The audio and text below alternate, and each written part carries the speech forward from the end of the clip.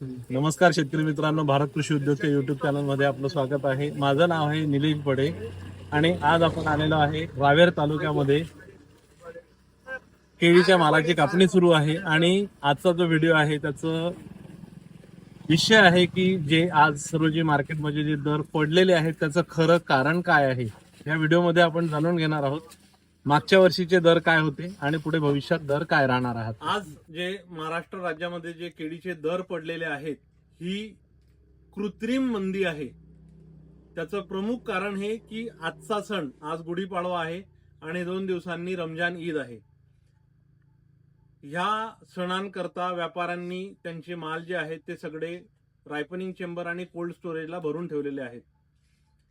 Cold storage आणि ripening chamber pack असल्यामुळे बाजारामध्ये कापणी थोड्या कमी प्रमाणामध्ये सुरू आहे आणि त्याचाच परिणाम मार्केटवरती होत आहे। पण या व्हिडिओच्या माध्यमातून शेतकऱ्यांना एक गोष्ट सूचित करू इच्छितो की हे 2 सण झाल्याच्या नंतर, म्हणजे रमजान झाल्याच्या नंतर साधारणतः 23, 24, 25 तारखेला 24-25 तारखेच्या दरम्यान रेट परत वाढायला सुरुवात होईल आणि ते रेट जे आहेत ते परत पूर्वपदावरती येतील। आजची जी मंदी जी आहे ती 100% कृत्रिमरित्या तयार केलेली मंदी आहे। त्याच्यासाठी बाजारात भरपूरशे कारण सांगितले जात आहेत। युद्ध सुरू आहे, युद्धाचा परिणाम होत आहे। युद्धाचा कुठलाही परिणाम केळी व्यापारावरती अजूनपर्यंत झालेला नाहीये। जरीही एक्सपोर्ट बंद असला तरी त्याचा परिणाम भारताच्या केळी व्यापारावरती अजूनपर्यंत झालेला नाहीये किंवा दिसत नाहीये। आणि जो भ्रम शेतकऱ्यांमध्ये पसरवला जातो आहे त्याला बळी पडू नका। किमान 8 दिवस वाट बघा। 8 दिवसांनंतर रेट जे आहेत ते परत पूर्वपदावरती येतील।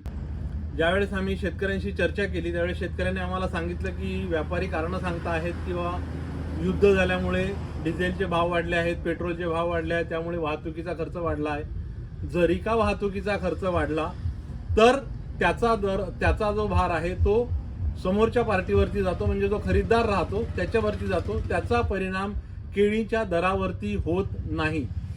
दुसरी एक गोष्ट अशी सांगण्यात येत आहे की आंध्र प्रदेशचं जे मार्केट आहे ते पूर्ण संपण्याच्या मार्गावर आता आलेलं आहे। त्यामुळे भारतामध्ये जी केळी उपलब्ध आहे ती फक्त महाराष्ट्र राज्यामध्ये आता उपलब्ध राहणार आहे इथून पुढे।